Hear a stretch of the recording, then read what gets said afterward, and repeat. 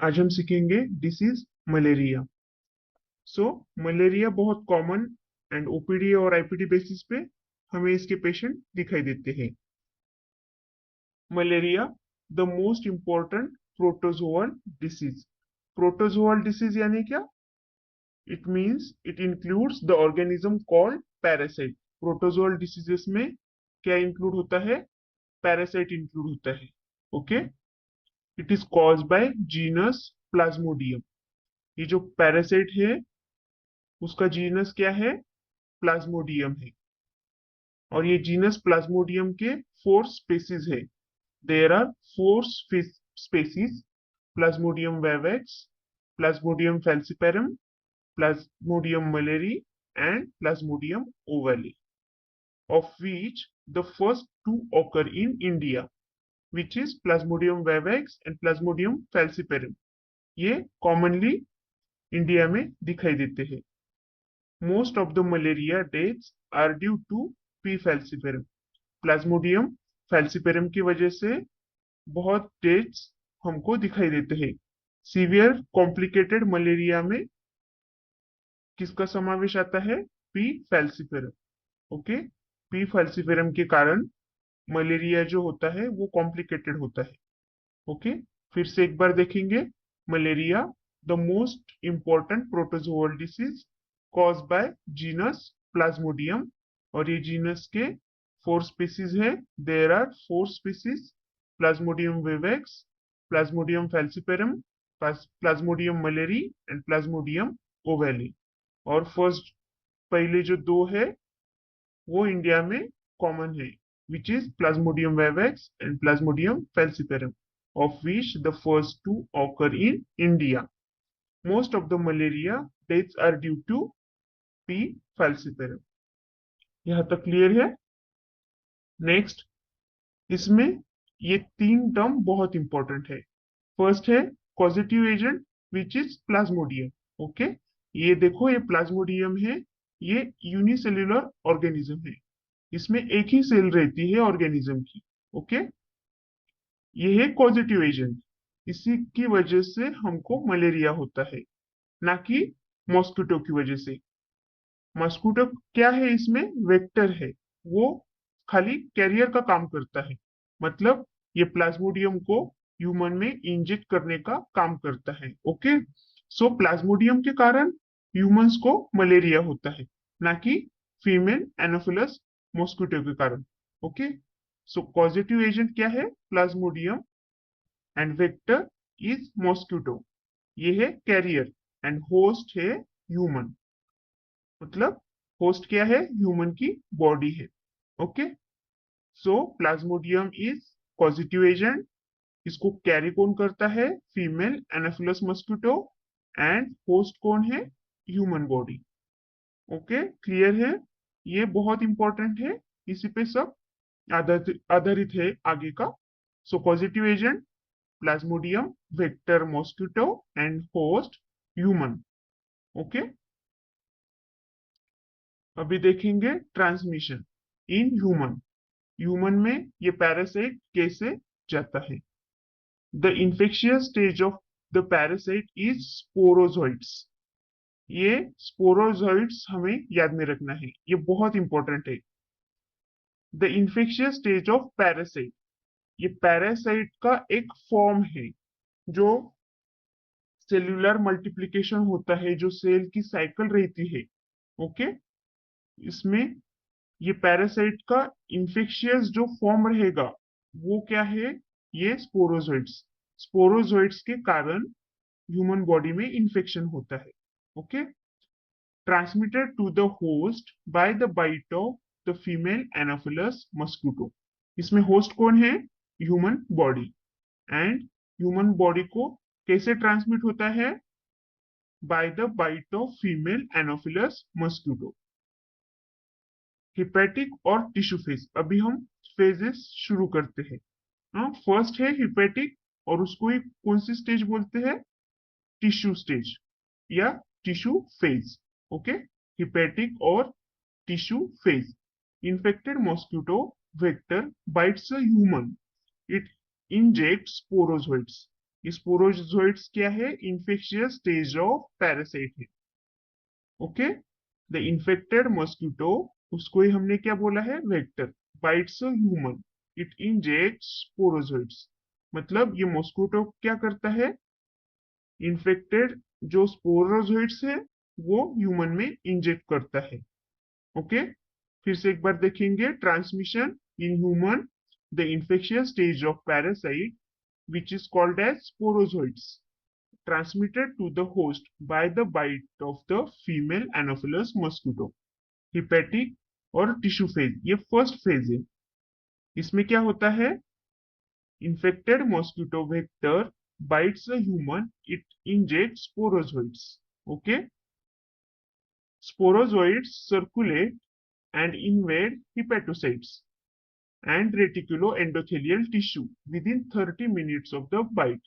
अभी वेक्टर ने ह्यूमन को बाइट कर दिया, मतलब मॉस्किटो ने क्या किया कि ह्यूमन को बाइट कर दिया। उसके बाद क्या होता है? मॉस्किटो के अंदर जो स्पोरोजोइट्स है वो ह्यूमन बॉडी में आते हैं। ओके, और ये स्पोरोजोइट्स ब्लड में सर्कुलेट होते हैं और क्या करते हैं? वो फर्स्ट किसको अटैक करते हैं? हिपेटोसाइट्स को। हिपेटोसाइट्स क्या है? लिवर सेल है। लिवर सेल को हम क्या बोलते हैं? Hepatocytes. And reticulo endothelial tissue within 30 minutes of the bite. Reticulo endothelial tissue जो रहते हैं, रेटिकुलो एंडोथेलियल टिश्यू क्या है? ये फैगोसाइटिक सेल है। उसमें क्या आता है? Macrophages and monocyte. ये क्या करते हैं? जो ऑर्गेनिज्म रहेगा, बैक्टीरिया रहेगा, उसको एनगल्फ करते हैं। Okay, so sporozoites circulates in the blood and invade first hepatocytes and reticuloendothelial tissue within 30 minutes of the bite. Then second, क्या होता है? During hepatic infection. अभी ये स्पोरोजोइट्स कहाँ पे गए? हिपेटोसाइट्स में। Okay, during hepatic infection Plasmodium vivax produces 2000 to 15,000 merozoites and Plasmodium falciparum produce 40,000 merozoites by the repeated division। अभी कौन सा भी ऑर्गेनिज्म बॉडी में गया तो उसका पहला काम क्या रहता है? वो बॉडी में हमारे अपनी फौज बनाता है। मतलब क्या करता है? प्रोलिफरेशन शुरू करता है उसका। ओके, मतलब जो सेल का डिवीजन होता है वो बढ़ाता है। ओके, एक सेल से वो बहुत सारे सेल बनाना शुरू कर देता है। ओके, सो जो हिपेटिक इंफेक्शन के दौरान ये स्पोरोजोइट्स क्या करते हैं? मेरोजोइट्स प्रोड्यूस करते हैं। ये हमें ध्यान में रखना है। पहले क्या है? स्पोरोजोइट्स, देन क्या है? Merozoites. Okay, these merozoites are released and invade erythrocyte at the end of the hepatic phase। ये देखो, हिपेटिक फेज में एक ही काम होता है। क्या होता है? स्पोरोजोइट्स जो बॉडी में आए हैं, ओके, जो मॉस्किटो है उसने बाइट करने के बाद क्या किया? स्पोरोजोइट्स बॉडी में इंजेक्ट कर दिए। तो ये स्पोरोजोइट्स क्या करते हैं? हिपेटोसाइट्स में एंड रेटिकुलो एंडोथेलियल टिश्यू में इंजेक्ट होते हैं। ओके, उनको इन्फेक्ट करते हैं। सो हिपेटोसाइट्स में स्पोरोजोइट्स क्या करते हैं? मल्टीप्लीकेशन का काम करते हैं। सो ये प्रोलिफरेशन होने के बाद जो छोटे छोटे सेल्स बनते हैं उनको क्या कहेंगे हम? मेरोजोइट्स कहेंगे। ओके, सो स्पोरोजोइट्स का मल्टीप्लीकेशन होने के बाद उनको क्या कहेंगे हम? मेरोजोइट्स। देज मेरोजोइट्स आर रिलीज। सो बाद में क्या होता है? हिपेटोसाइट से ये मेरोजोइट रिलीज होते हैं एंड इन्वेड इरेथ्रोसाइट्स। इरेथ्रोसाइट्स यानी क्या? जो आरबीसीज रहते हैं लीवर सेल के बाहर आने के बाद क्या होते हैं? वो मेरोजोइट्स। और मेरोजोइट्स क्या करते हैं? इरेथ्रोसाइट्स पे अटैक करते हैं at the end of the hepatic phase. समझा? इधर तक क्लियर है? फर्स्ट क्या है? Sporozoites circulate and invade hepatocytes and reticuloendothelial tissue within 30 minutes of the bite. During hepatic infection, P. vivax produce 2000 to 15,000 merozoites and P. falciparum produce 40,000 merozoites by repeated division. These merozoites are released and invade erythrocyte at the end of the hepatic phase। Clear है? First hepatic phase is asymptomatic and constitute the incubation period at least 10 days. अभी sporozoites पहले क्या किए, hepatocytes पे attack किए, तो इस दौरान हमारी बॉडी क्या करती है, असिम्प्टोमेटिक रहती है। यहाँ पे कोई भी सिम्टम्स ह्यूमन को नहीं दिखाई देता है। ओके, सो ये कौन सा पीरियड हुआ, इंक्यूबेशन पीरियड हुआ। तो ये एटलीस्ट 10 डेज का है to 30 days. Okay, so first hepatic phase is asymptomatic. Hepatic phase को ही हम क्या बोलेंगे, इंक्यूबेशन पीरियड बोलेंगे। ओके, so first hepatic phase is asymptomatic and constitute the incubation period at least 10 days to maximum कितने डेज रहते हैं, 30 डेज। ओके, 10 to 30 डेज इसका इंक्यूबेशन पीरियड रहता है। देन फर्स्ट हो गई हमारी हिपेटिक फेज, देन सेकंड है इरेथ्रोसाइटिक फेज। अभी स्पोरोजोइड्स कहाँ पे गए, हिपेटोसाइट्स में। उसके बाद मल्टीप्लीकेशन के बाद उसका नाम क्या हो गया, जो छोटे छोटे सेल्स रहेंगे उसका नाम क्या हो गया, मेरोजोइड्स। ये मेरोजोइड्स हिपेटोसाइट्स के बाहर आते हैं और कहाँ पे अटैक करते हैं, इरेथ्रोसाइट्स पे। अभी ये इरेथ्रोसाइट्स में क्या क्या होता है हम ये देखेंगे। Okay, now erythrocytic phase, parasite undergo asexual multiplication in the erythrocyte. Okay, ये मेरोजोइड से और असेक्सुअल मल्टीप्लिकेशन में जाएंगे। ओके, पहले क्या हुआ, सेल डिवीजन हुआ, स्पोरोजोइड से मेरोजोइड्स बन गए। अभी मेरोजोइड्स का क्या होगा, असेक्सुअल मल्टीप्लिकेशन होगा। ओके, कहाँ पे होगा ये, इरेथ्रोसाइट्स में। ओके, यानी कि आरबीसी में इनका मल्टीप्लिकेशन होगा asexual. Parasites develop into ring form. Okay, asexual multiplication के बाद ये पैरासाइट कैसे डेवलप होते हैं, रिंग फॉर्म में। उसको ही हम क्या बोलेंगे, मैच्योर ट्रोपोजोइड्स। ओके, इरेथ्रोसाइट्स में क्या हुआ, मेरोजोइड्स का कहाँ पे रूपांतर हुआ, रिंग फॉर्म यानी के mature trophozoites. And then multinucleated schizoid. Okay, rupture and release more merozoites. Okay, गए थे मेरोजोइड्स के रूप में और बाहर भी आए मेरोजोइड्स के रूप में, और ये अंदर क्या हुआ, उनका असेक्सुअल मल्टीप्लिकेशन हुआ। ओके, फिर से एक बार देखेंगे, erythrocytic phase, parasite undergo asexual multiplication in the erythrocytes, उनको हम क्या बोलेंगे, parasites develop into ring form mature trophozoite. Merozoite का रूपांतर कहाँ पे हुआ, ट्रोपोजोइट, और ट्रोपोजोइट का फिर से रूपांतर कहाँ पे होगा, मेरोजोइट्स पे होगा। Okay, trophozoites and then multinucleated schizoid and rupture and release more merozoids. Okay, ये आरबीसी में भर जाते हैं। ओके, असेक्सुअल मल्टीप्लिकेशन के बाद ये जो मेरोजोइड्स है वो आरबीसी में बहुत भर जाते हैं।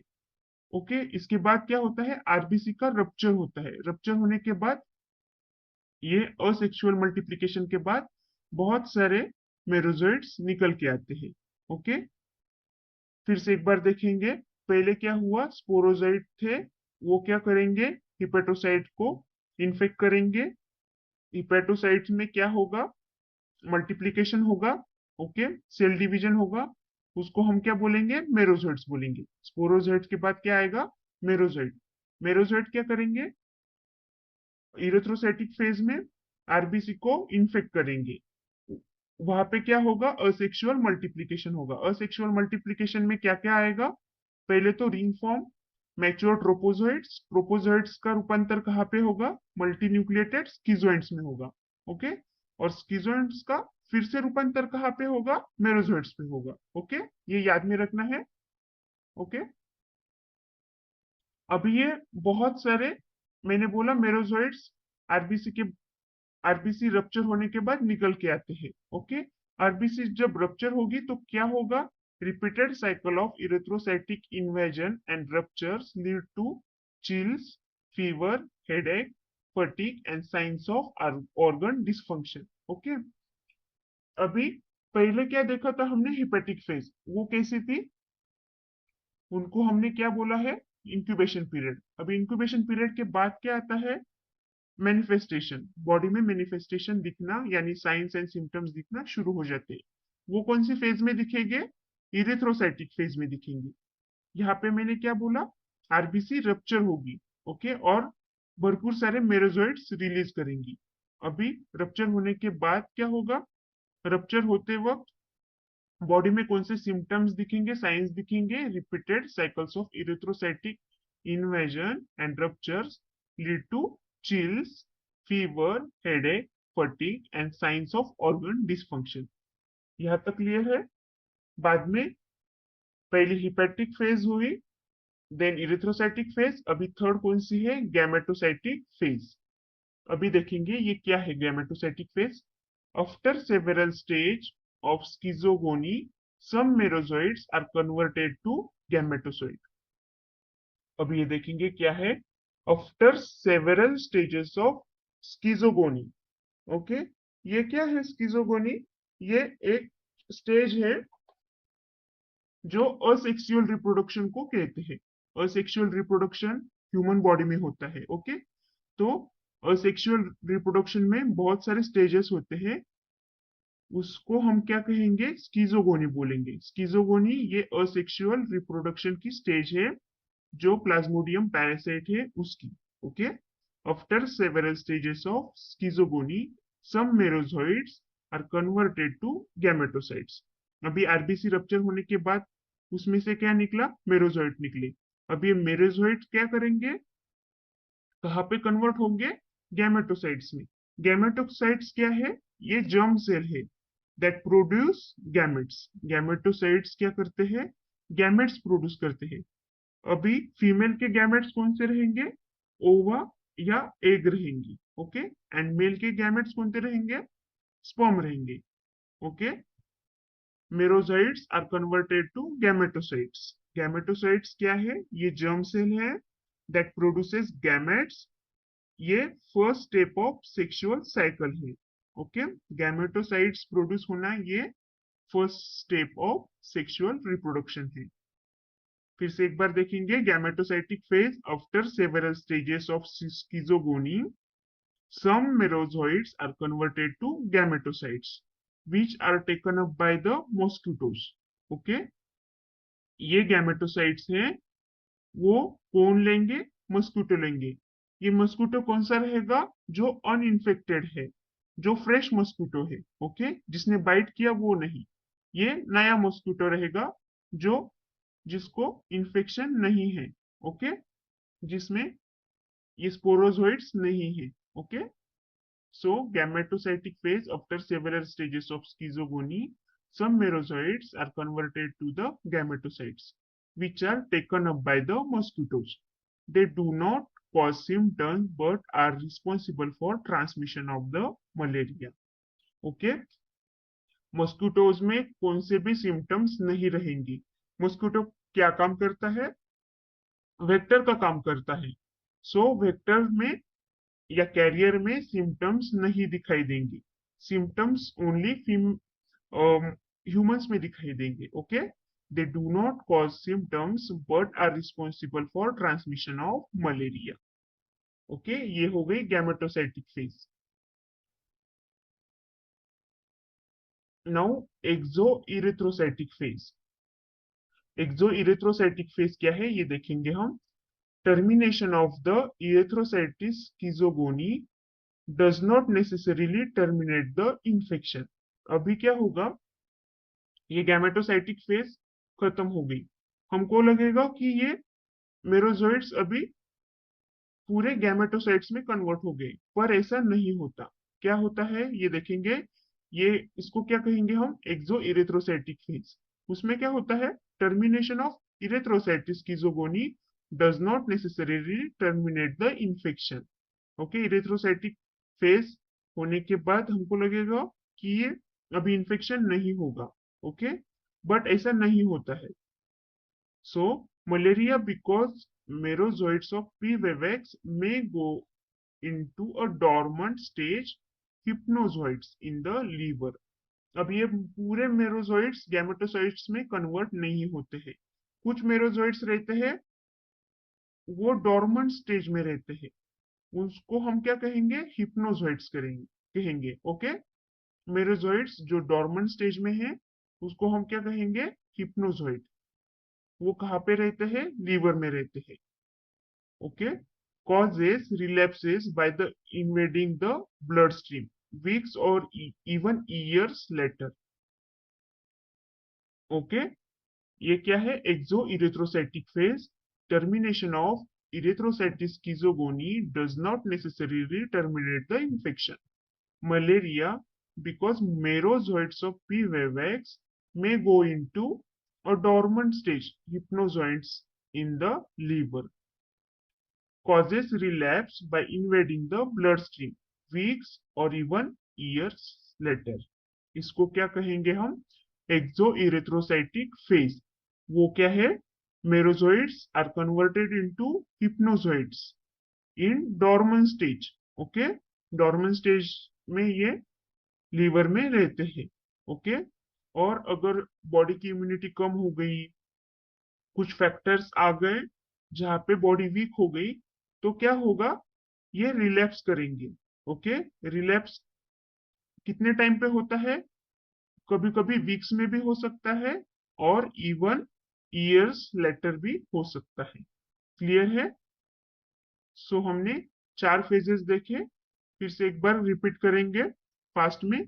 पहले क्या हमने देखा? हिपेटिक फेज देखी, उसमें क्या होता है? स्पोरोजोइट्स इन्वेड हिपेटोसाइट्स, देन यहाँ पे मल्टीप्लीकेशन होता है, प्रोलिफरेशन होता है।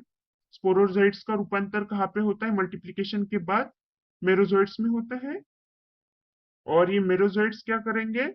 इरेथ्रोसाइट्स पे अटैक करेंगे। इरेथ्रोसाइट्स में क्या होगा? असेक्सुअल मल्टीप्लीकेशन होगा। ओके, सो असेक्सुअल मल्टीप्लीकेशन में क्या क्या होता है? रिंग फॉर्म बनेगा मेरोजोइट्स का, उसको ही हम क्या कहेंगे? मैच्योर ट्रोपोजोइट्स कहेंगे। उसके बाद ट्रोपोजोइट्स के बाद क्या होगा? मल्टीन्यूक्लिएटेड स्किजोइड्स का रूपांतर होगा। Okay, merozoites to trophozoites, trophozoites to multinucleated schizoids, and after schizoids again rupture of merozoites. Okay, then merozoites बाद में कहाँ पे रूपांतरित हो गए? गैमेटोसाइट्स में। Merozoites are converted into gametocytes. Gametocytes are then taken by mosquitoes. Okay, ये जो गैमेटोसाइट्स में, इसमें ये कौन लेगा? मॉस्किटो लेगा। गैमेटोसाइट्स दो प्रकार के मैंने बताए, फर्स्ट है female gametocytes and second male gametocytes. Okay, उसमें फीमेल में ओवा और मेल में स्पर्म। ये मेरोसाइट्स दो फॉर्म में गैमेटोसाइट्स बनाते हैं, फर्स्ट ओवा और second sperm. Okay, so mail and female gametocytes बनते हैं मेरोसाइट्स से। वो कौन लेते हैं? मॉस्किटो लेते हैं। ओके, मॉस्किटो में क्या होगा? सिम्टम्स नहीं रहेंगे, वो खाली क्या करते हैं? ट्रांसमिशन ऑफ मलेरिया करते। देन हमने क्या देखी? एक्सोइरेथ्रोसाइटिक फेज, उसमें क्या होता है? मेरोजोइड्स हिप्नोजोइड्स में रूपांतरित होते हैं in dormant stage in the liver. Okay, hypnozoites क्या करते हैं? रिलैप्स करते हैं बॉडी में। ओके, वीक्स और आफ्टर ईयर्स भी। ओके, यहाँ पे सब क्लियर है? अभी हम देखेंगे लाइफ साइकिल इन मॉस्किटो। यहाँ तक क्लियर है? ह्यूमन में एंड स्टेज क्या है? गैमेट्स की स्टेज है। ओके, गैमेट्स के बाद जो गैमेटोसाइट्स बने हैं, उसके बाद फर्टिलाइजेशन कहाँ पे होगा? मॉस्किटो में होगा। The gametocytes are ingested by the anopheles mosquito during a blood meal. The gametocytes form survive in the stomach of the mosquito. Okay, the gametocytes are ingested by the anopheles mosquito during the blood meal.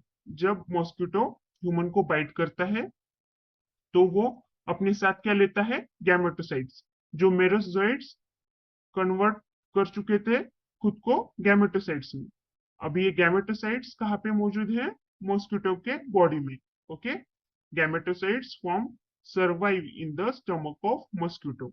अब ये mosquito blood सक करता है, और उसके blood के साथ क्या जाते हैं? उसके बॉडी में गैमेटोसाइट्स जाते हैं। वो कहाँ पे रहते हैं? थोड़ी देर के लिए स्टमक में रहते हैं, मॉस्किटो के स्टमक में वो जाते हैं। The parasites multiplication in the mosquito is known as sporogonic cycle.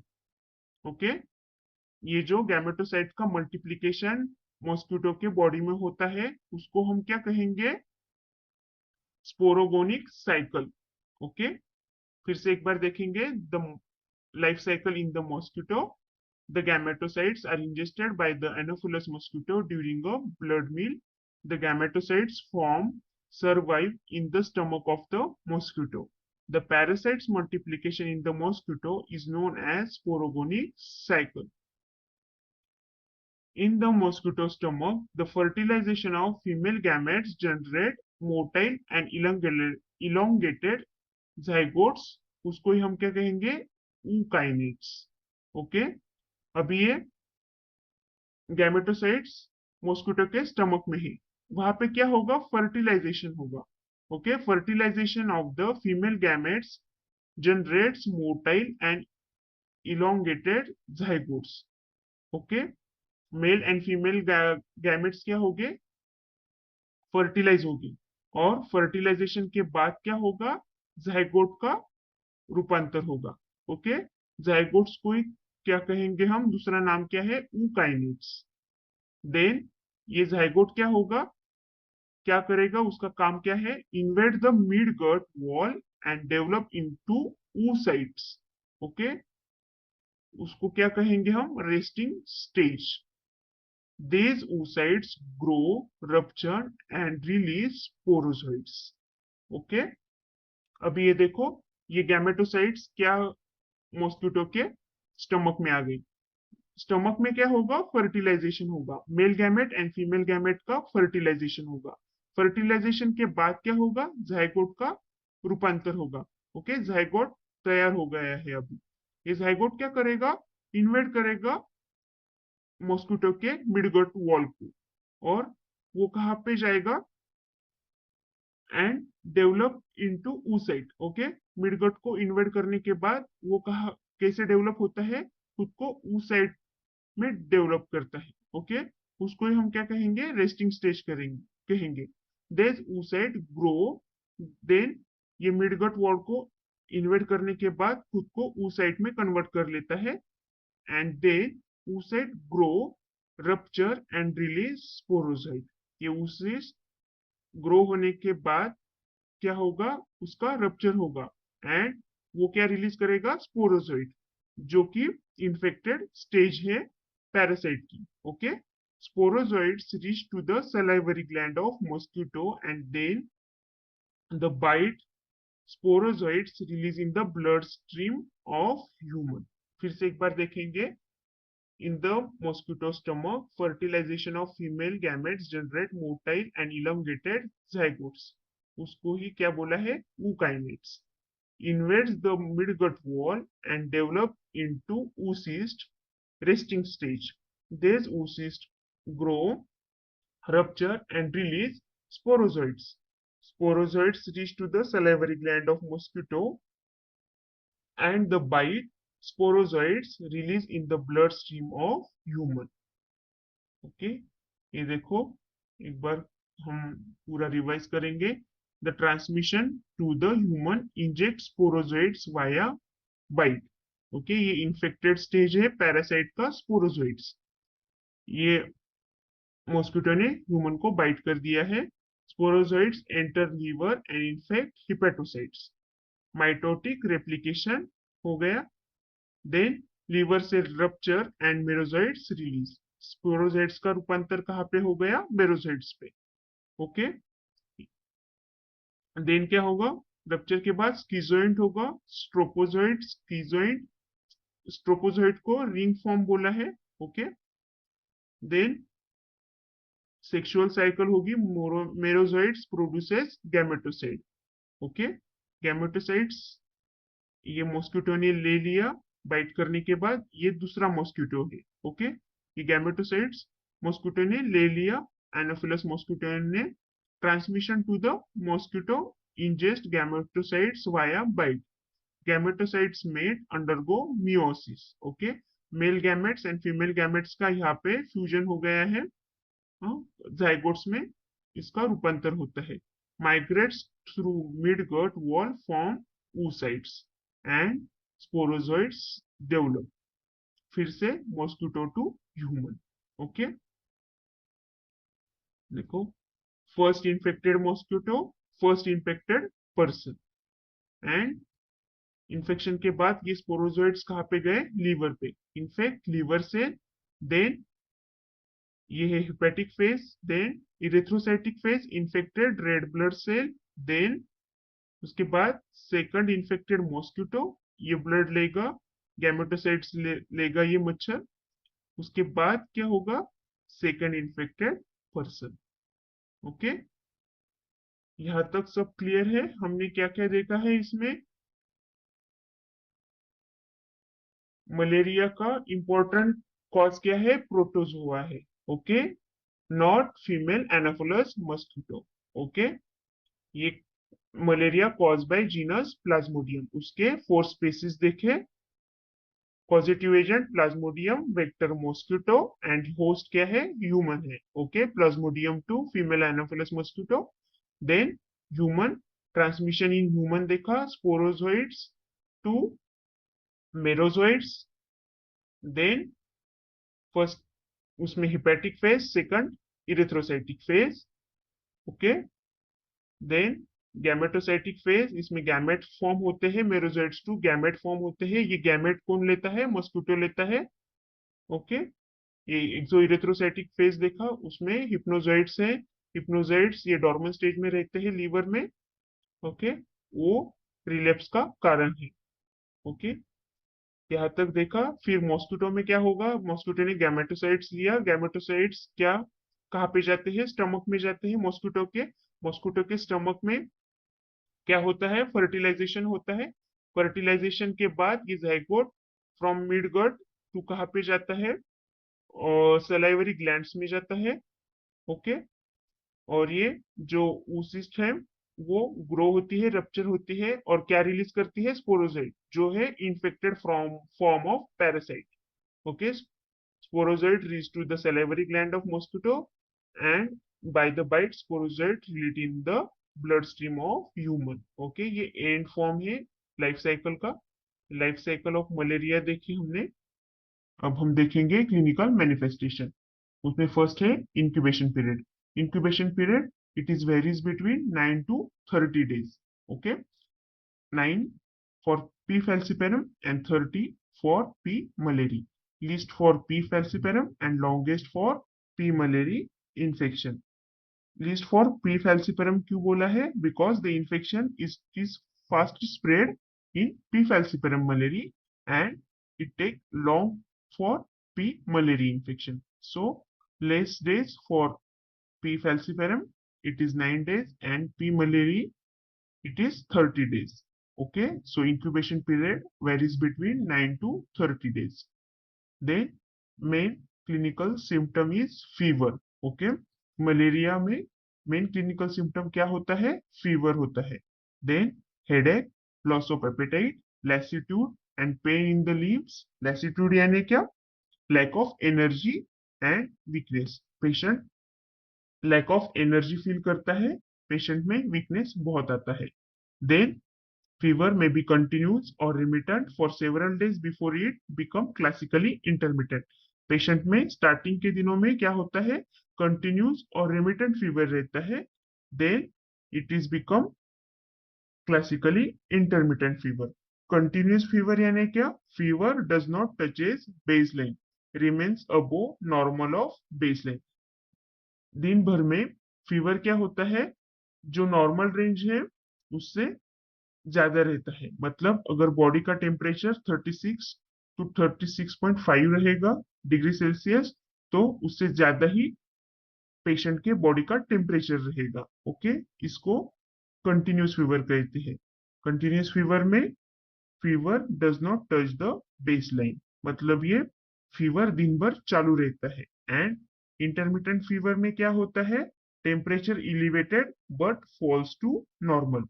Patient को कुछ देर के लिए फीवर आता है, बाद में पेशेंट का जो बॉडी टेम्परेचर रहता है वो नॉर्मल हो जाता है। इसको इंटरमिटेंट फीवर कहते हैं। Okay, the fever may be continuous और remittent for several days before it becomes classically intermittent. पर अगर क्वेश्चन में अगर आएगा तो मलेरिया का फीवर कैसा रहता है, तो ये क्लासिकली इंटरमिटेंट रहता है। ओके, क्लियर है? ये देखो मलेरिया की symptom: headache, fatigue, nausea, vomiting, chills, fever and muscle ache. अभी हम देखेंगे क्लिनिकल मैनिफेस्टेशन में classical 3 stages of malaria. First है cold stage, chills and rigor with headache. Chills and rigor दिखते हैं पेशेंट में। राइगर यानी क्या? शिवरिंग दिखता है। Okay, nausea, मलेज। मलेज यानी क्या? General feeling of discomfort and anorexia. Anorexia यानी क्या? पेशेंट को कुछ खाने का मन नहीं करता है। एंड मलेज, मलेज यानी क्या? पेशेंट को डिस्कम्फर्ट फील होता है, उसको कुछ अच्छा नहीं लगता है। ओके, उसको हम मलेज कहेंगे। फर्स्ट देखा हमने कोल्ड स्टेज, उसमें क्या देखा है? Chills and rigors with headache. Patient को बहुत ठंडी बजती है, इसको हम क्या बोलेंगे? Cold stage. फीवर आने के पहले कौन सी स्टेज रहती है? कोल्ड स्टेज रहती है। उसमें क्या होता है? Chills and rigor with headache, nausea, malaise and anorexia. Then hot stage, इसमें क्या होता है? फीवर आता है, dry flush skin, rapid respiration and mark thirst. Dry flush skin यानी क्या? Redness over face. पेशेंट का फेस कैसा होता है? लाल हो जाता है। वो रैपिड रेस्पिरेशन लेने लगता है एंड उसको बहुत प्यास लगती है। उसको क्या कहेंगे हम? Mark thirst. Okay, hot stage में क्या क्या है? Dry flush skin, rapid respiration and mark thirst. Then third stage आती है स्वेटिंग स्टेज। उसमें क्या होता है? Temperature falls with profuse sweating. Okay, sweating stage में टेम्परेचर कम हो जाता है। कैसे कम हो जाता है? इस स्टेज में प्रोफ्यूज स्वेटिंग होती है पेशेंट को। ये देखो क्लासिकल 3 स्टेजेस हमने देखी मलेरिया के। फर्स्ट है कोल्ड स्टेज, उसमें क्या होता है? बहुत चिल्स एंड राइगर आते हैं पेशेंट को। देन हॉट स्टेज में पेशेंट को फीवर आता है, ड्राई फ्लश स्किन होती है, रैपिड रेस्पिरेशन होता है एंड मार्क थर्स्ट होती है। देन स्वेटिंग स्टेज में फीवर कम हो जाएगा एंड प्रोफ्यूज स्वेटिंग होगी पेशेंट को। ओके, ये क्लिनिकल क्लासिकल 3 स्टेजेस हमने देखे। ये देखो अल्टरनेटिंग 6 to 24 आवर्स ये रहता है। फर्स्ट चिल्स आती है, then fever, then sweating, full body shaking. Malaria के सिस्टमिक सिम्टम देखेंगे हम: high fever, back pain and profuse sweating, central headache, spleen का एनलार्जमेंट रहता है, स्टमक में nausea, vomiting and abdominal pain, blood, bloody stool, skin chills and sweating, muscular में fatigue and ache, and lungs में dry cough. ये सब हो गए मलेरिया के symptoms. Now classification of malaria. Malaria 2 types में डिवाइडेड होता है। फर्स्ट है कॉम्प्लिकेटेड और सीवियर मलेरिया एंड सेकंड है uncomplicated malaria. On the basis of severity, severity की बेसिस पे मलेरिया के 2 टाइप्स होते हैं। फर्स्ट है कॉम्प्लिकेटेड और सीवियर मलेरिया, देन सेकंड है अनकॉम्प्लिकेटेड मलेरिया। ओके, अभी हम कॉम्प्लिकेटेड मलेरिया देखेंगे। अनकॉम्प्लिकेटेड मलेरिया में क्या देखा था हमने? जो क्लासिकल मलेरिया है वो सब जो जनरल सिम्टम्स है हमें दिखाई देंगे। उसमें fever, headache, loss of appetite, lassitude and pain in the limbs ये देखेगा। और क्लासिकल 3 स्टेजेस दिखेंगे। एंड कॉम्प्लिकेटेड मलेरिया में क्या दिखेगा हमको? ये 3 स्टेजेस दिखेंगे और उसके साथ ये कॉम्प्लिकेटेड मलेरिया के क्राइटेरिया दिखेंगे हमको। अभी हम शुरू करते हैं कॉम्प्लिकेटेड मलेरिया। उसके क्या क्या क्राइटेरिया है ये हम देखेंगे: इम्पेयर कॉन्शियसनेस और अनअराउजेबल कोमा। पेशेंट का कॉन्शियसनेस निकल जाता है, पेशेंट कॉन्शियस नहीं रहता है और पेशेंट कई बार कोमा में भी चला जाता है। इम्पेयर कॉन्शियसनेस और unarousable coma. Then prostration. Prostration यानी क्या? पेशेंट खुद को पावरलेस फील करता है, पेशेंट कोलैप्स हो जाता है and unable to do anything. Patient कुछ कर नहीं पाता है, उसको क्या कहेंगे हम? Prostration. Then generalize weakness. patient unable to walk or sit up without assistance. Multiple convulsions more than 2 episodes in 24 hours. Patient को कन्वर्जेंस आते हैं। कन्वर्जेंस यानी क्या? झटके। Okay, patient suffer from convergence and it is more than 2 episodes in 24 hours. 24 घंटों में patient को 2 से ज्यादा कन्वर्जेंस आ सकते हैं। Then deep breathing, respiratory distress and acidotic breathing. Acidotic breathing यानी क्या? इसको ही हम क्या कहते हैं? रेस्पिरेटरी एसिडोसिस कहते हैं। It is failure of ventilation, body को ऑक्सीजन सप्लाई नहीं होता है एंड कार्बन डाइऑक्साइड एक्यूमुलेट होता है। इसको हम क्या कहेंगे? Acidotic breathing. फिर से एक बार देखेंगे कॉम्प्लिकेटेड मलेरिया। इसके क्राइटेरिया क्या है? impaired consciousness or unarousable coma, prostration, generalized weakness, patient unable to walk or sit up without assistance, multiple convulsions more than 2 episodes in 24 hours, deep breathing, respiratory distress, and acidotic breathing. Then circulatory collapse or shock, patient shock में चला जाता है। systolic pressure less than 70 mm of Hg in adults and less than 50 mm of Hg in children. Systolic blood pressure कितना रहता है patient का? Less than 70 mm of Hg in adult. Adult में systolic blood pressure कितना normal है? 110 to 120 mm of Hg in adult, and children में कितना है? 90 to 100 mm of Hg, ये नॉर्मल रहता है। बट पेशेंट अभी शॉक में चला गया है तो उसका सिस्टोलिक प्रेशर कितना रहेगा? Less than 70 mm of Hg in adult and less than 50 mm of Hg in children. Clear है? Then clinical jaundice and evidence of other vital organ dysfunction, haemoglobinuria. Okay, haemoglobinuria दिखता है patient को। Haemoglobinuria मतलब क्या? Abnormal presence of haemoglobin in the urine. अब ये haemoglobin urine में क्यों दिखाई देता है? Because destruction of RBC due to parasite. हमने ट्रांसमिशन में देखा था मेरोजोइड्स क्या करते हैं? आरबीसी को डिस्ट्रक्ट करते हैं। ओके, मेरोजोइड्स का आरबीसी में प्रोलिफरेशन होता है, उसके बाद वो आरबीसी को डिस्ट्रक्ट करते हैं और स्प्रेड हो जाते हैं। और जो हीमोग्लोबिन वहां से डिस्ट्रक्ट होगा वो कहाँ दिखाई देगा हमको? यूरिन में दिखाई देगा पेशेंट के। सो हीमोग्लोबिनूरिया पेशेंट में दिखाई देता है। क्लियर है? Then abnormal spontaneous bleeding, pulmonary oedema. ये हमने क्या देखे हैं? कॉम्प्लिकेटेड मलेरिया के क्राइटेरिया। ओके, अभी कॉम्प्लिकेटेड मलेरिया में लेबोरेटरी फाइंडिंग्स क्या क्या दिखेगी? फर्स्ट है hypoglycaemia. Hypoglycaemia, blood glucose is less than 40 mg per dl। Hypoglycaemia यानी क्या? ब्लड ग्लूकोज पेशेंट का कम हो जाता है। It is because increase glucose use by parasite. अभी पैरासाइट का लोड ब्लड में बढ़ जाता है। इसी कारण क्या होता है? जो पैरासाइट रहेंगे वो ब्लड में जो ग्लूकोज है उसका कंजम्पशन ज्यादा करेंगे। अगर ब्लड में जो ग्लूकोज है उसका अगर कंजम्पशन ज्यादा बढ़ गया तो क्या होगा? ब्लड में ग्लूकोज की मात्रा कम हो जाएगी। इसी वजह से क्या दिखेगा? हाइपोग्लाइसीमिया दिखेगा। Okay, hypoglycaemia, blood glucose is less than 40 mg per dl। Then metabolic acidosis, plasma bicarbonate is less than 50 milliequivalent per liter. Okay, metabolic acidosis यानी क्या?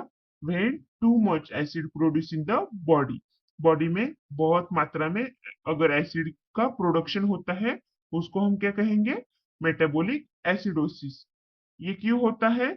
जो पैरासाइट रहता है उसका मेटाबॉलिज्म कैसा रहता है? एनारोबिक मेटाबॉलिज्म रहता है। इसी वजह से ये क्या करता है? लैक्टिक एसिड का प्रोडक्शन बॉडी में बढ़ा देता है। इसी वजह से बॉडी में मेटाबॉलिक एसिडोसिस होता है। Then severe normocytic anaemia. Anaemia क्यों दिखाई देगा? Parasite infection in the RBC, then end of the infection RBC rupture होते हैं।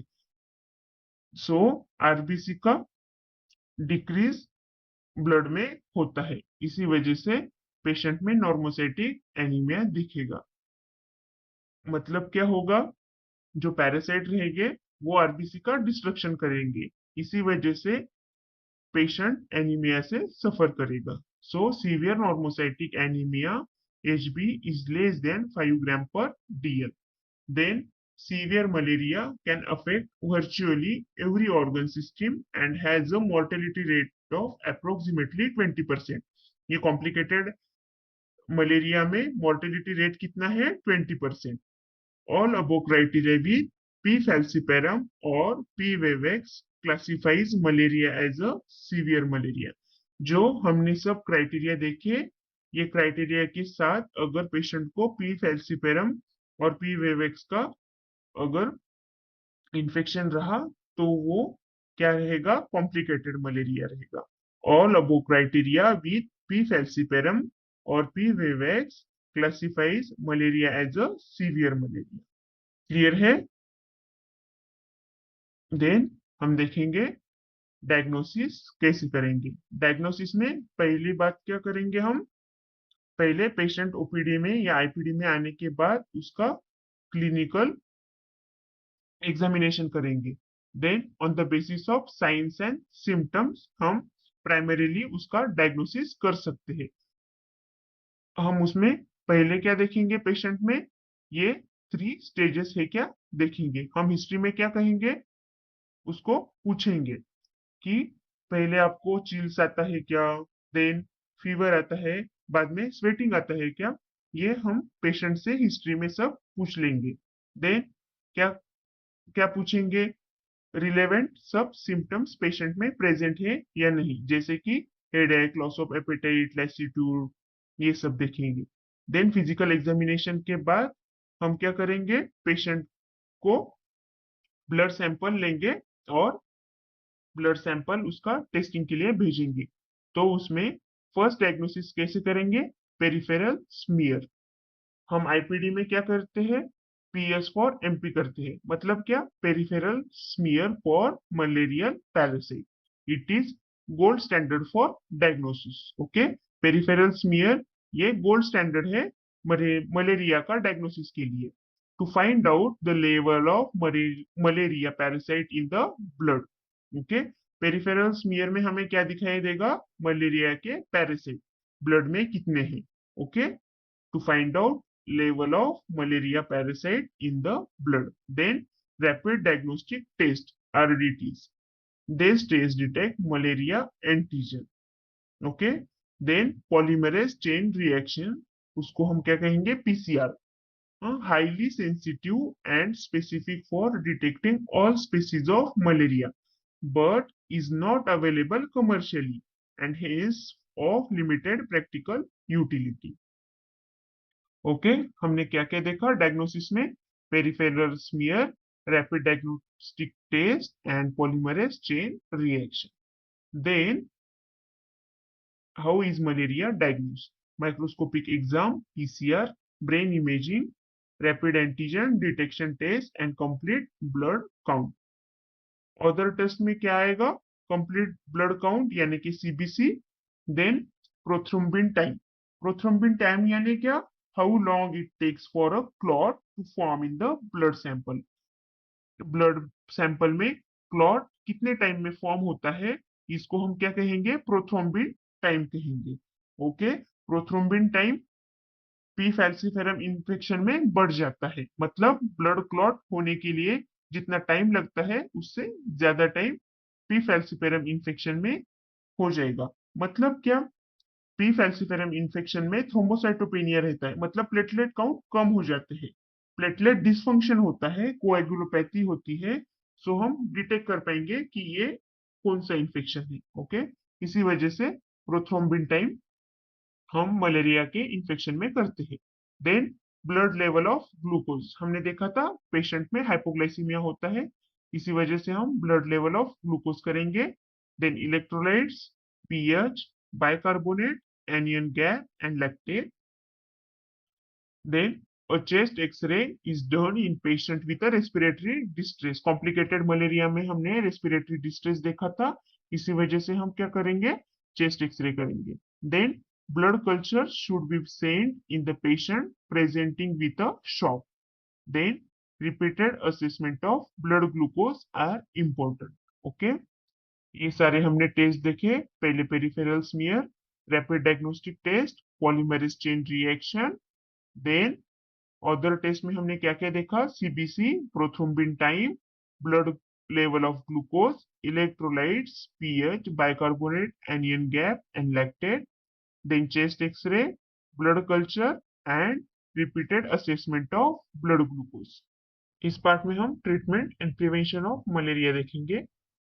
ट्रीटमेंट ऑफ अनकॉम्प्लिकेटेड मलेरिया, उसमें फर्स्ट है वाइवैक्स मलेरिया। अभी हम ये वाइवैक्स मलेरिया एंड फाल्सिफेरम मलेरिया ये कैसे डायग्नोसिस करेंगे कि कौन सा एंटीजन है, और उस एंटीजन के अनुसार हम कैसे ट्रीटमेंट करेंगे। तो फर्स्ट जो मैंने डायग्नोसिस में बताया, रैपिड डायग्नोस्टिक टेस्ट, उसको आरडीटी बोला था, and polymerase chain reaction PCR. They detect which antigen present in the blood, so we can use specific therapy for specific antigen. Okay, blood में जो एंटीजन प्रेजेंट है उसके अनुसार हम स्पेसिफिक ट्रीटमेंट शुरू कर देते हैं पेशेंट को। तो हम फर्स्ट देखेंगे vivax malaria. Drug of choice is chloroquine. Okay, chloroquine is a sulphonamide class of drug and it inhibits the multiplication of parasite. Okay, chloroquine क्या करता है? ये इनहिबिट करता है मल्टीप्लिकेशन ऑफ द पैरासाइट, और वो कैसे करता है ये हम आगे की स्लाइड में देखेंगे। सो chloroquine tablet 250 mg salt with 150 mg base and syrup content 50 mg base per 5 ml। ये देखो क्लोरोक्विन फॉस्फेट का ये टैबलेट है, ये 250 mg का आता है। Chloroquine phosphate 250 mg equivalent to 150 mg base, और ये हम बेस के अनुसार कैलकुलेट करते हैं। ये देखो loading dose 10 mg per kg of base and after loading dose 10 mg per kg after 24 hour and then 5 mg per kg at 48 hour। 3 doses है क्लोरोक्विन के। पहले तो लोडिंग डोज से देना है, बाद में 24 आवर के बाद 10 mg पर kg से देना है, and then after 48 hour 5 mg per kg से हमें डोज देना है क्लोरोक्विन का। फिर से एक बार देखेंगे।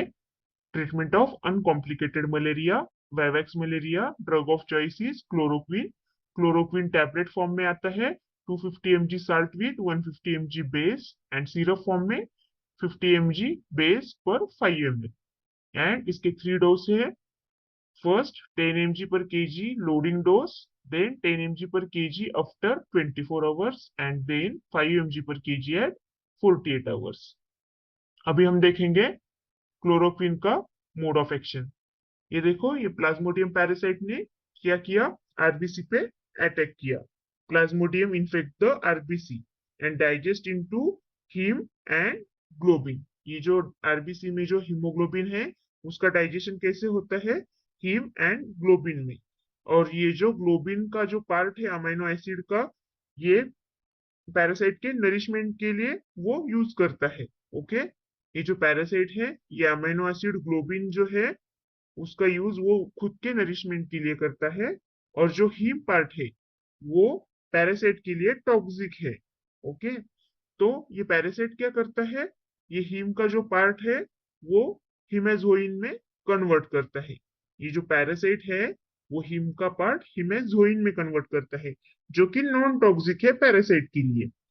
देन अभी क्लोरोक्विन का काम क्या है? Chloroquine inhibit the conversion of haem to haemozoin. ये जो क्लोरोक्विन है ये हीम का हिमेजोइन में कन्वर्जन नहीं होने देता। ओके, तो टॉक्सिसिटी एक्यूमुलेट होती है, ये हीम पार्ट एक्यूमुलेट होता है जो कि टॉक्सिक है। So it forms chloroquine heme complex which is toxic to parasite. Clear है? सो टॉक्सिसिटी के कारण क्या होगा? पैरासाइट का डिस्ट्रक्शन होगा। तो ऐसे क्लोरोक्विन काम करता है आरबीसी के ऊपर एंड पैरासाइट के ऊपर। ओके, हीम का हिमेजोइन में प्रोडक्शन नहीं होने देता। क्लोरोक्विन हीम कॉम्प्लेक्स तैयार करता है। ओके, क्लियर है?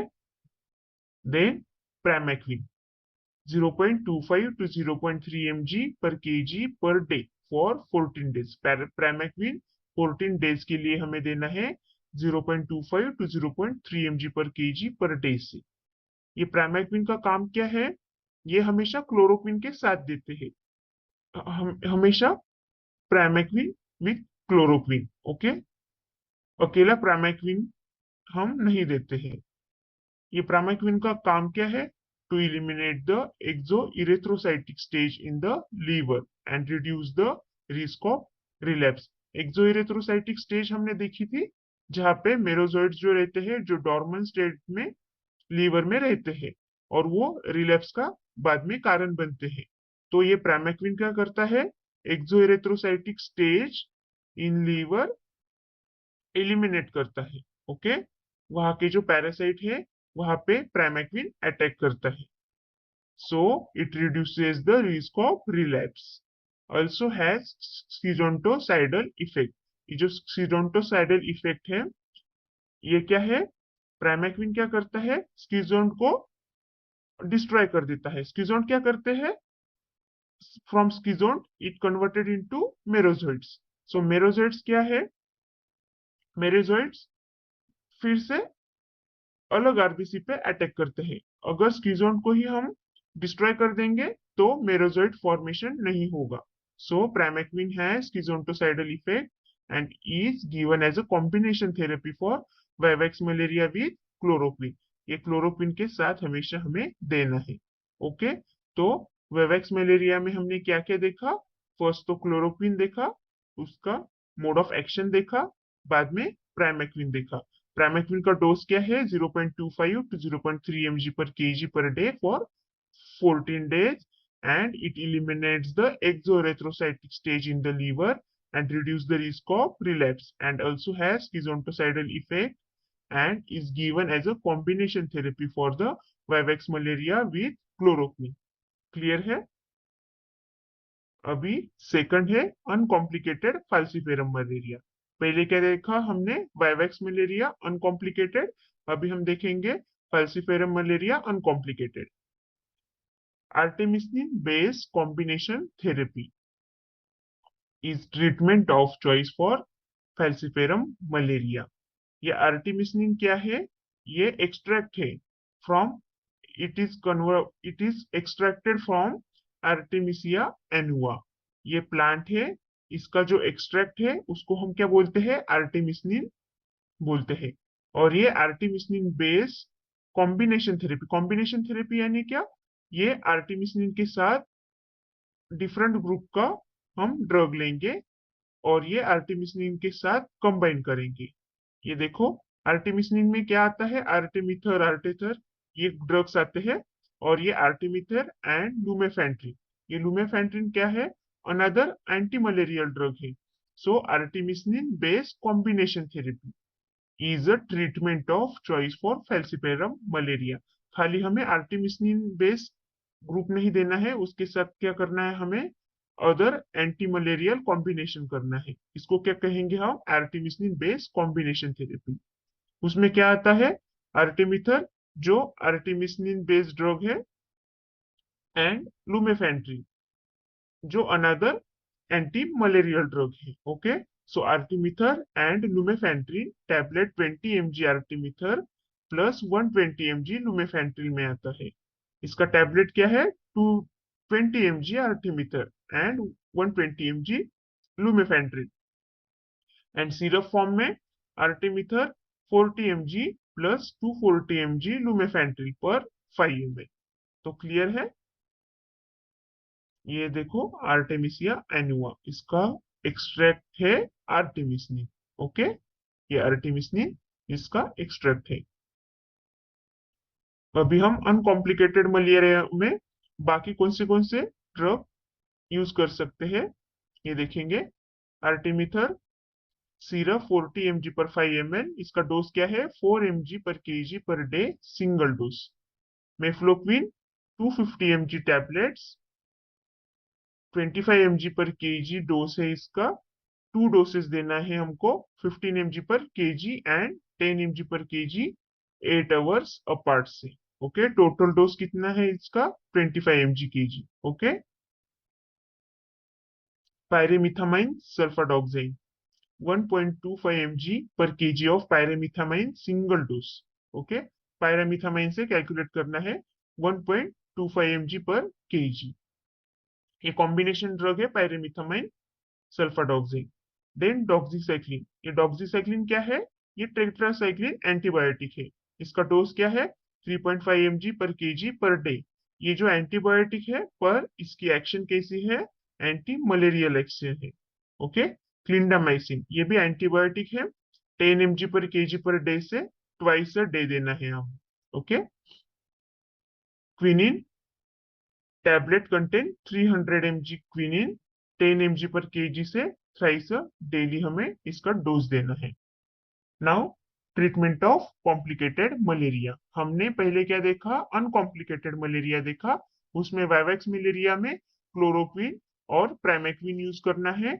एंड फैल्सिफेरम मलेरिया में क्या यूज करना है? Artemisinin based combination therapy. और ये अदर ड्रग्स भी हमने देखे, ये भी हम यूज कर सकते हैं। अभी हम देखेंगे treatment of complicated malaria. Now, severe malaria, whether due to falciparum or vivax, should be treated similarly. Supportive care and treatment of complication are as important as antimalarial therapy. हमें क्या करना है? एंटीमलेरियल जो थेरेपी है उसके साथ supportive care and treatment भी लेनी है। जो कॉम्प्लिकेशंस अलग अलग हमने बताए हैं, वोमिटिंग, एब्डोमिनल पेन, ये जो कॉम्प्लिकेशंस हमने बताए हैं उसका भी ट्रीटमेंट हमको करना है। और सपोर्टिव केयर यानी क्या? जब ज्यादा बीपी बढ़ जाता है, ज्यादा रेस्पिरेटरी रेट बढ़ जाता है, तो हम ऑक्सीजन का भी सप्लाई करते हैं, उसको क्या कहेंगे हम? Supportive care and treatment of complication are as important as antimalarial therapy. तो हमें सब चीजों का हमें ध्यान रखना है कॉम्प्लिकेटेड मलेरिया में। Then broad spectrum antibiotics are administered if the patient is in shock or secondary infection is suspected। अगर पेशेंट शॉक में है और उसको सेकेंडरी इन्फेक्शन भी हुआ है तो हम ब्रॉड स्पेक्ट्रम एंटीबायोटिक्स भी पेशेंट को देंगे एंटी मलेरियल थेरेपी के साथ। Okay, then treatment should be parenteral as most patient are not able to take orally. ये कॉम्प्लिकेटेड मलेरिया में हमने देखा था पेशेंट को वोमिटिंग होता है, गैस्ट्राइटिस होता है। तो पेशेंट अगर वोमिट कर रहा हो तो वो ओरली एंटीबायोटिक नहीं ले सकता, कौन सी भी टैबलेट नहीं ले सकता। तो हमें पेरेंट्रल पाथ यूज करना है। मतलब क्या? आईवी से हमें एंटीबायोटिक पेशेंट को या कोई कोई भी फ्लूइड आईवी पाथवे से देना है। Okay, treatment should be parenteral as most of the patient are not able to take orally. और इसकी बायो अवेलेबिलिटी भी बढ़ती है। Okay, then artemisinin based therapy. IV artesunate is preferred 3 mg per kg in children less than 20 kg and 2.4 mg per kg in children more than 20 kg. Okay, artesunate का dose क्या है? 3 mg per kg children अगर 20 kg से कम हो and 2.4 mg per kg in children more than 20 kg। अगर 20 kg से ज्यादा अगर बच्चे का वेट हो तो हम क्या देंगे? 2.4 mg पर केजी से डोज देंगे। अगर 20 kg से बच्चा कम हो तो उसका डोज क्या है? 3 mg पर केजी। क्लियर है? And IV artemether 3.2 mg per kg stat after 12 hour and after 24 hour then daily. पहले स्टैट में देना है, देन आफ्टर 12 आवर में देना है 3.2 mg पर केजी से, देन 24 आवर से देना है, देन हमें आर्टिमिथर डेली देना है। ओके, ये जो हमने कॉम्बिनेशन थेरेपी बताई थी, ये हम कॉम्बिनेशन थेरेपी क्यों देने वाले हैं?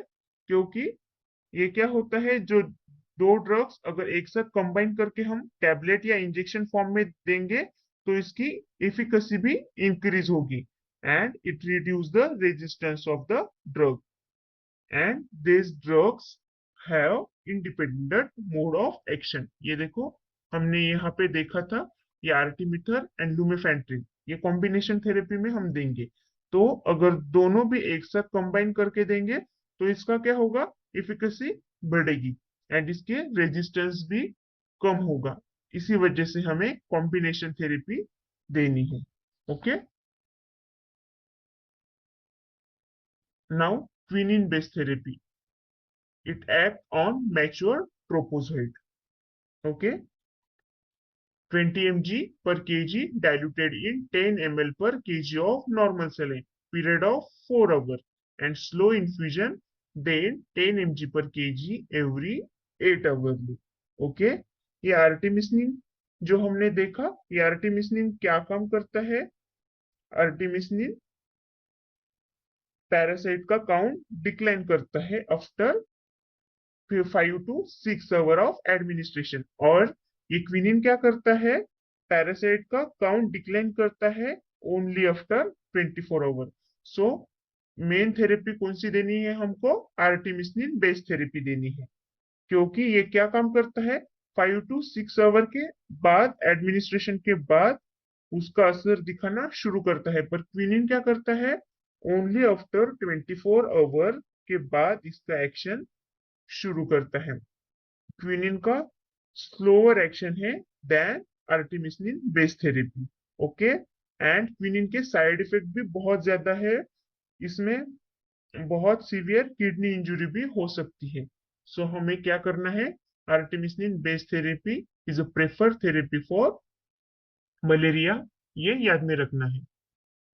क्विनिन का देखा हमने, ये क्या करता है? ट्रोपोजाइट्स पे एक्ट करता है और इसका स्लो इन्फ्यूजन देना है 20 mg पर केजी से, और नॉर्मल सलाइन में डाइल्यूट करके over the period of 4 hour हमें देना है स्लो इन्फ्यूजन से, and then 10 mg per KG every 8 hour हमें पेशेंट को एडमिनिस्टर करना है।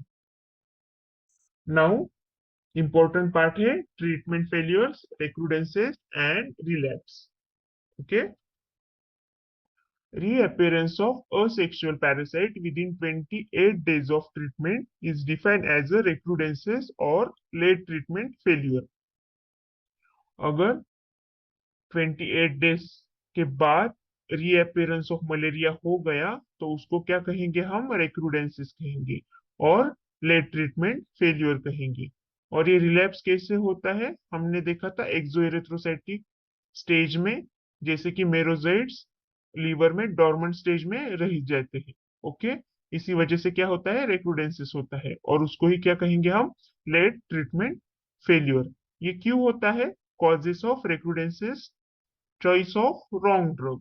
अगर हमने क्या किया फैल्सिफेरम मलेरिया के लिए, अगर क्लोरोक्विन यूज किया और वैवेक्स मलेरिया के लिए एसीटी यूज किया, तो उसको क्या कहेंगे हम? Choice of wrong drug. Wrong dose और ड्रग रेजिस्टेंस, अगर अगर किसी पेशेंट को ड्रग का रेजिस्टेंस हो, अगर वही ड्रग हमने उसको एडमिनिस्टर कर दिया, तो उसको क्या कहेंगे हम? Drug resistance. सो पैरासाइट पूरे के पूरे उसके बॉडी में से किल नहीं होंगे, तो वो क्या करेंगे? डॉर्मेंट स्टेज में जाके, एक्सोएरिथ्रोसाइटिक स्टेज में जाके लीवर में रह जाएंगे। तो क्या होगा? उसका रिलैप्स होगा मलेरिया का फिर से with in 28 days. Okay, so wrong dose or drug resistance. Then recrudescence is fairly common in falciparum malaria if artemisinin monotherapy is used. हमने देखा था artemisinin कॉम्बिनेशन थेरेपी यूज करना है। ओके, artemisinin के साथ एक अलग एंटी मलेरिया ड्रग हमें यूज करना है। वो क्यों करना है? क्योंकि वो कॉम्बिनेशन थेरेपी से उसका क्या होता है? इफिकेसी बढ़ता है और रेजिस्टेंस उस ड्रग के लिए कम हो जाता है। तो हमें फैल्सिपेरम मलेरिया के लिए हमेशा आर्टिमिसनिन कॉम्बिनेशन थेरेपी यूज करना है। अगर हमने आर्टिमिसनिन मोनोथेरेपी यूज करी तो क्या होगा? रेक्रूडेंसिस होगा। Then and in vivax malaria if ACT is use, vivax malaria में हमें एसीटी यूज नहीं करनी है, क्या करना है? क्लोरोक्विन यूज करना है। So treatment of failure, recrudescences and relapse देखा हमने। Reappearance of asexual parasite within 28 days of treatment is defined as a recrudescence और late treatment failure। और कॉजेस हमने क्या क्या देखे रिक्रूडेंसेस के? Choice of wrong drug, wrong dose और or drug resistance, and recrudescence is fairly common in falciparum malaria if artemisinin monotherapy is used, and in vivax malaria if ACT is used. Now control and prevention of malaria. अभी हम malaria का control and prevention कैसे करेंगे ये देखेंगे. Elimination of the vector by strategies like insecticide spraying, use of insecticide treated bed nets, and elimination of the breeding spaces. हमें क्या use करना है? इंसेक्टिसाइड स्प्रेइंग यूज करना है and insecticide treated bed nets use करने हैं and elimination of breeding places हम ये आगे देखेंगे. Then chemoprophylaxis against malaria is recommended for the travelers from non-endemic areas to endemic area. ये देखो endemic area यानी क्या? Constantly a particular disease is seen in particular area. इसका example क्या है? अफ्रीका. अफ्रीका में हमेशा मलेरिया के पेशेंट हमें दिखते हैं, तो उसको क्या कहेंगे? हम एंडेमिक एरिया कहेंगे, क्योंकि वहां पे कॉन्स्टेंटली पर्टिकुलर डिसीज यानी मलेरिया इज सीन. सो इसको हम क्या कहेंगे? एंडेमिक एरिया कहेंगे. अगर कोई भी आदमी नॉन एंडेमिक एरिया से एंडेमिक एरिया जा रहा हो तो उसको हम कीमोप्रोफिलैक्सिस अगेंस्ट मलेरिया शुरू कर देते हैं. So chemoprophylaxis against malaria is recommended for the travellers from non-endemic area to endemic area. Drug use include weekly chloroquine for the areas that are chloroquine sensitive.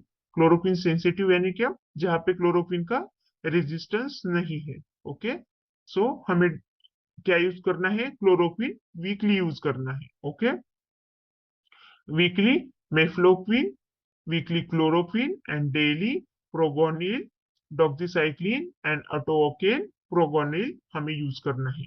Weekly क्या करना है? Chloroquine या mefloquine use करना है.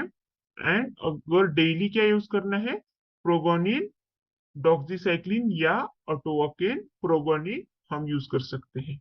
तो clear है? Then prophylaxis should be started at least 1 to 2 weeks before departure and continue for 4 weeks after return. ये क्या है? प्रोफिलैक्सिस हमें यूज करना है. कब स्टार्ट करना है? हमें डिपार्चर के 1 to 2 वीक्स पहले ही स्टार्ट कर देना है. एंड कंटिन्यू कब तक करना है? रिटर्न आने के बाद भी 4 वीक्स तक हमें ये ड्रग्स लेने हैं. ओके, ये क्लोरोक्विन एंड मेफ्लोक्विन हम वीक में एक बार लेते हैं.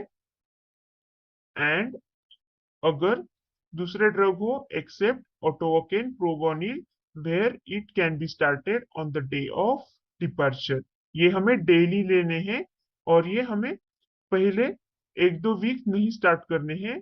ये हम डिपार्चर के डे से हम ले सकते हैं. Okay, prophylaxis should be started at least 1 to 2 weeks before departure and continue for 4 weeks after return, and except autookane progonil where it can be started on the day of departure. Clear है? For travelers to India, prophylaxis with either weekly mefloquine 5 mg per kg or daily autookane progonil is advised. अगर कोई भी India में travel करना चाहता है, अगर foreign से अगर कोई भी इंडिया में आ रहा हो, तो हम क्या उसको एडवाइस करेंगे? प्रोफिलैक्सिस एडवाइस करेंगे. किसका? Mefloquine weekly 5 mg per KG से और डेली ऑटोकेन प्रोगोनिल से. क्लियर है? ये देखो प्रिवेंशन ऑफ मलेरिया. क्या क्या प्रिवेंशन हम लेंगे? Apply repellents, cover your skin, full कपड़े पहनने हैं, ये हम पेशेंट को एडवाइस करेंगे, और खुद के लिए भी cover your skin, apply repellents, sleep under mosquito nets, and proper management of water. Then National Vector-Borne Disease Control Program, NVBDCP. Okay, NVBDCP recommends treatment of uncomplicated vivax malaria with chloroquine and falciparum malaria with ACT. ये हमने पीछे देखा. Vivax malaria के लिए chloroquine use करते हैं and falciparum malaria के लिए एसीटी यूज करते हैं। Artemisinin monotherapy is ban in India and is marketed only as combination. हमने ये भी देखा मोनोथेरेपी ये हम मलेरिया में नहीं देते हैं, फैल्सिपेरम मलेरिया में मोनोथेरेपी एडवाइस नहीं है, हमेशा ये कॉम्बिनेशन थेरेपी में यूज करते हैं। So artemisinin monotherapy is ban in India and is marketed only as a combination. अभी ये एनवीबीडीसीपी में स्ट्रेटेजीज क्या क्या है? सोर्स कंट्रोल, ये देखो सोर्स कंट्रोल करना है, यहाँ से है बहुत मच्छर आते हैं, लार्वा होते हैं यहाँ पे, ब्रीडिंग हमेशा ऐसे गंदी नालियों में भी मच्छर का होती है। सो ये हमें सोर्स का कंट्रोल करना है। Elimination of breeding spaces, okay, ये जो प्लेसेस है हमें एलिमिनेट कर देनी चाहिए। Biologic control with use of larvivorous fish in water bodies, इसे हम गप्पी गप्पी मासे भी बोलते हैं, गप्पी मेल एंड फीमेल और gambusia male and female. Okay, biological control with use of larvivorous fish, ये जो गप्पी मेल एंड फीमेल है ये क्या है? लार्विवरस फिश है, वो हम ये जहाँ पे ब्रीडिंग प्लेसेस है वहां पे हम छोड़ देते हैं। Then chemical vector control by indoor residual spray, ये हम इंडोर रेसिडुअल स्प्रे करते हैं। ओके, तो स्ट्रेटेजीज क्या क्या है? Source control, elimination of breeding places, biologic control with the use of larvivorous fish in water bodies and chemical vector control by indoor residual spray, ये इसकी स्ट्रेटेजी है। And lastly world malaria day कब है? 25 अप्रैल को।